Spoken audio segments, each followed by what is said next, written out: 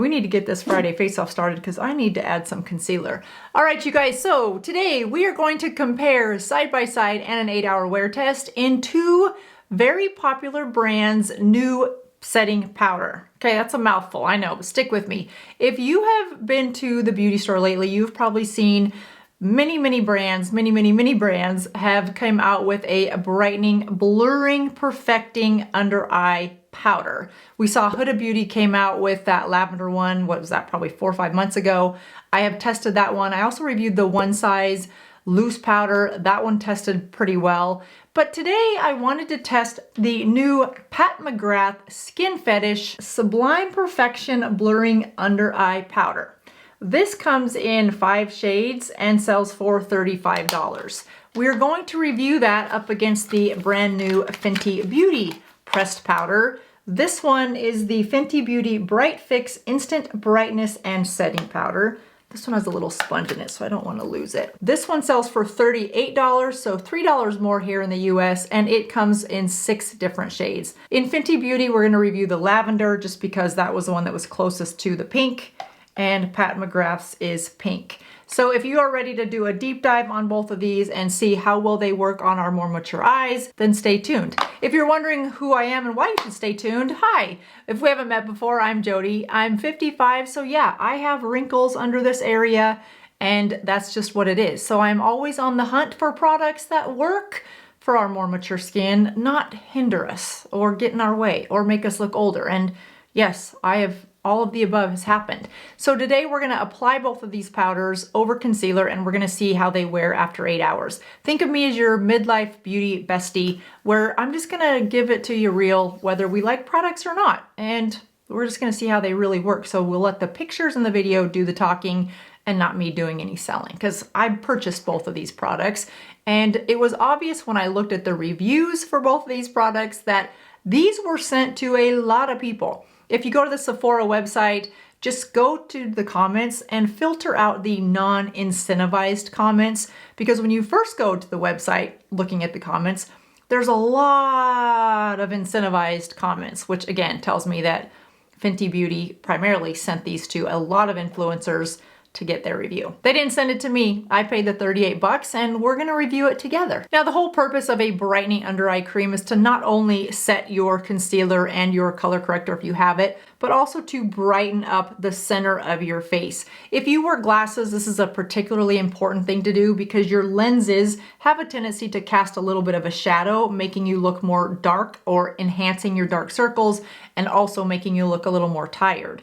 Also can be true if you have hollowness, if you've lost collagen in this area, I know that's an issue for me, then you tend to have a sunken look and that can cast a shadow because of the unevenness in the skin. So really brightening that area is it's an important step for those of us with more mature skin. It's just something we don't want to overlook, because if we overlook it, it really can age the face. And if we correct it with just a couple little steps like a brightening concealer and a brightening powder, then we can counteract the way that darkness looks on our more mature face. Now, first thing you want to do obviously is apply a really good moisturizer to this under eye area. Allow it time to absorb, I say a good 10 minutes, and then go in with a color corrector if you really have dark circles, and then your concealer. I'm not going to add a color corrector because I don't have deep discoloration today. I have just really been watching my sugar intake and that has helped a lot. But I definitely need some concealer, so I'm going to use the Estee Lauder Double Wear. I have this in 1N. And I always apply my concealer to the back of my hand first. Now I'm just gonna spray my finger with a little bit of setting spray. This is the Cosas Cloud Set. I love this one. You can use a brush for this. I just like to use my fingers because I feel like the older I get, I just have a little more control with where I want the product. So I'm just gonna take that concealer and put it on my fingers.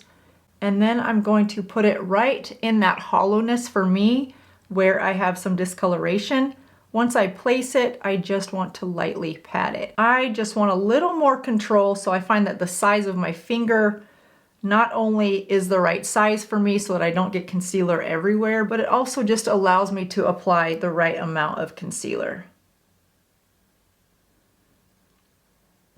The other thing to think about when you're using a concealer is if you have wrinkles in your concealer. You will have wrinkles when you set your concealer. So before you apply powder, you want to set or press in that concealer so that you don't have any wrinkles. And I find that applying my concealer with my finger is beneficial because it warms up the concealer. It presses it into the fine lines and it doesn't allow me to get too much product, or it keeps me from getting too much product. That was a double negative. So I just have found that the older I get, the concealer part of my makeup is done with my fingers. Everything else I use brushes for. And you can find my brushes linked below. I'm a big fan of the BK Beauty brushes. I really like the Nikki LaRose set of brushes that comes from BK Beauty. Her N14 is this one, I think. Yeah, no, N17. It's the dual fiber brush. I use this for a lot of different things. Bronzer, blush, highlighter. So once you've brightened up that area with concealer, you want to, again, press it in to make sure that you have pressed through any deep set wrinkles that you might have. Now, looking at the marketing for both of these powders, they're both cruelty free, so that makes them pretty even neck and neck. The price point's pretty even. So let's get into what they say. The Pat McGrath, which I thought was interesting, guys, neither one of these said they don't crease. So I'm curious to see. They both talked a lot about brightening, but neither one of them said they don't crease. The Pat McGrath one is a blurring, brightening, perfecting pressed powder, light coverage, radiant finish. I also like to apply a little bit of setting spray to my finger, go into my powder. And I know there are plenty of brushes for this. If you like a brush, use a brush. I just find, again, that on more mature skin, a brush tends to pick up too much product. And I don't like a lot of powder. I really only want the powder to set my concealer and to give me a little bit of brightening effect. But I don't want to brighten so much here that it looks funny. So I just use really the smallest amount. This is a very finely milled powder. I can tell you it feels like silk. And I'm just lightly setting that under eye area. It definitely has a brightening effect. I can see it in the mirror. Hopefully you can see that reflected in the camera lens. This side is more bright than this side. And again, I'm just gonna press it into fine lines and wrinkles. If you guys don't have this Cosas Cloud Set, amazing product. I use it all the time. I have the travel size one that I keep in my purse, especially now that it's so hot. And just throughout the day, if I feel like my makeup's either a little too shiny or too dry in some of the areas where I'm more dry, I'm combination skin, I just a little spritz of this and I feel like my blush kind of comes back awake. My eyeshadow, if I have any, just looks a little bit more enhanced. It's just a nice way to refresh your makeup. It's a good primer. You can put it on before your makeup. You can put it on after your makeup. All right, so let's talk a little bit about what the Pat McGrath says that it does. It says it's good for uneven textures. It gives light coverage. The marketing goes on to say that this is your photo-ready secret weapon. This Feather Light setting powder, yes, it is very, very light, is formulated specifically for the delicate under eye area. We love that. Available in 5 shades. This baked powder blurs fine lines. I do feel like it blurred some lines. Smooths texture. Yeah, I didn't have a lot of texture there, so I can't say yes or no, but I like the way that looks so far. And perfects instantly. I mean, I don't know what you can perfect when there's already wrinkles there. For me, perfect would be take the wrinkles away, so I don't know that that's intended for those of us with imperfect skin under our eyes without building up on the skin. So yes, check, check, check. I'm feeling pretty confident about all that stuff. Hi, love. Can I call you back? I'm right in the middle of filming. Oh, yeah, honey, you didn't tell me. I know, I didn't want my text to ding you and wake you up. Oh, honey, I'm sorry. I love you. I love you too. All right, so I'm pretty happy with how that looks. It definitely looks brighter. Packaging for Pat McGrath is nice. It's a round compact, comes with a mirror, and just what you would have expected. Taking a look at the Fenty Beauty packaging, it's a square compact, a little bit thicker than a credit card, but not much. And it also comes with a mirror. This is in shade Lavender compared to the pink of the Pat McGrath. So this one says it's a radiant finish. Fenty Beauty calls theirs a natural finish. They both say they have light coverage. Again, both are cruelty free and both are pressed powder formulas. The Fenty Beauty one says that this is the brightness in a compact that wakes up your face. Okay, I like that. In a range of shades, which are 6, the powder gives all skin tones life instantly. The blurring grip powder technology smooths and blurs for a soft, focused finish. I mean, can I bathe in this? It locks in makeup and adheres to skin for sweat and humidity resistant wear. Okay, I love that. Let's just make sure we have enough concealer. I feel like it's worn off a little. I'm just gonna go back in and add just a little bit more right through there because I am hollow where my eye socket is sinking down. But that's okay, it's all good. Press in so that I don't have any lines or wrinkles. Well, they're there. I just don't want a bunch of my concealer settling into those fine lines and wrinkles. And I'm not opposed to pulling my cheek down and ensuring that I've really smoothed out that area, because once you add that setting spray, it's like putting a stain on your clothes in the dryer. You've locked it in when you put a setting spray. You've locked in the wrinkles. All right, just gonna go in with a little bit of setting spray on my finger.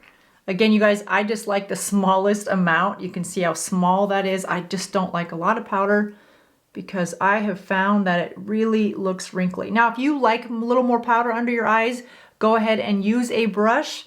I would just use one that doesn't tend to pick up too much product, and even if it doesn't pick up a lot, tap out any excess so that the powder that it is depositing is truly the amount of powder that you want deposited. Okay, so they both definitely look more bright under the eyes, and even though this one is a lavender color and the Pat McGrath is a pink color, I feel like they look pretty similar in the way that they brightened.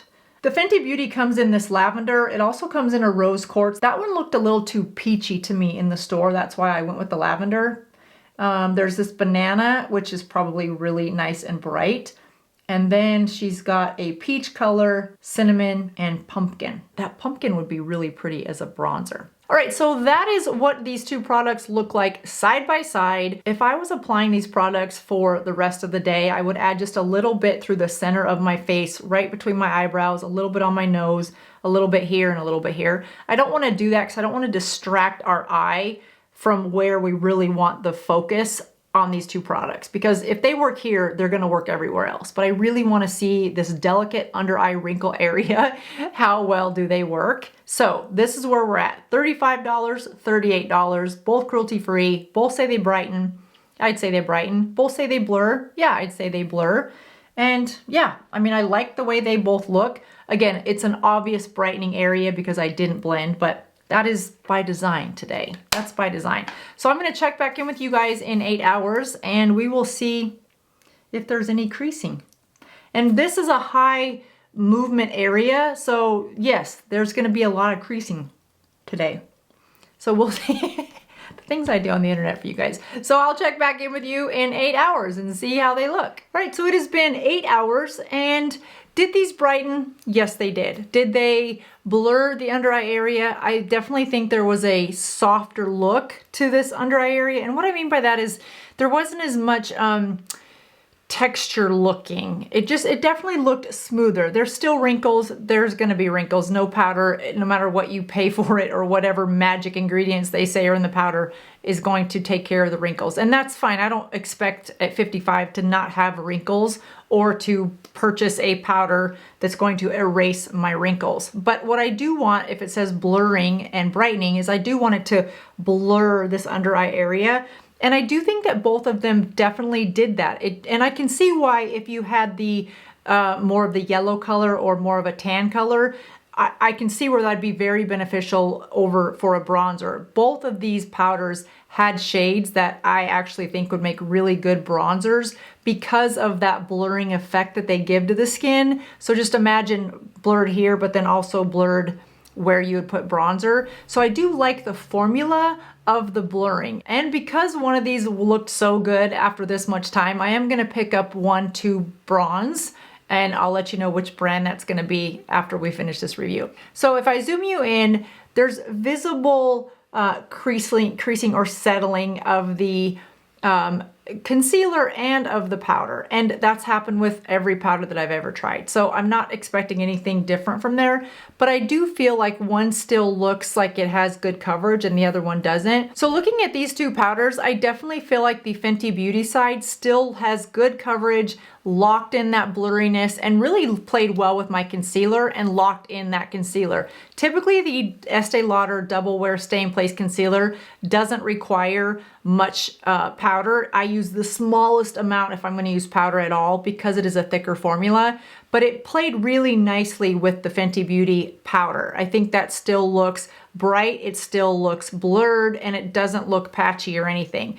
Compared to the Pat McGrath side, I do feel like this powder, it played nice with the concealer, but I just feel like both products wore.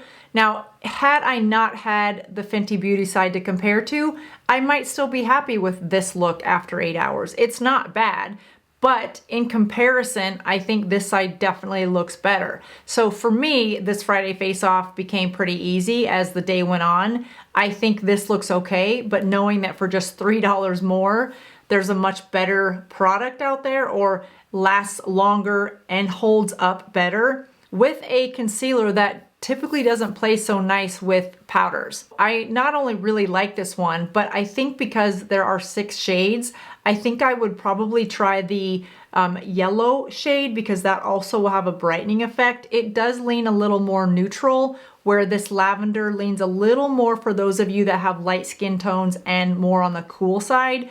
But I do think that when you look at the 3 darker shades, that cinnamon shade would be a really pretty bronzer. It's not too warm. I have to play with it in the store. I don't know yet this for sure, but looking at the website, it looks like a nice color that's not so warm that it's gonna look orangey on the skin, but I do really like the blurring and brightening effect. So would I want a blurred powder on the rest of my skin? Absolutely. So I would definitely try it in the yellow and the cinnamon color. So there is my final recommendations between these two powders. You guys, again, you will see these pressed pink lavender powders for under the eye coming out from all of your favorite brands. I can't possibly try all of them, but I don't know that I need to go much farther than this one by Fenty Beauty because it does everything that I would expect it to do and probably then some.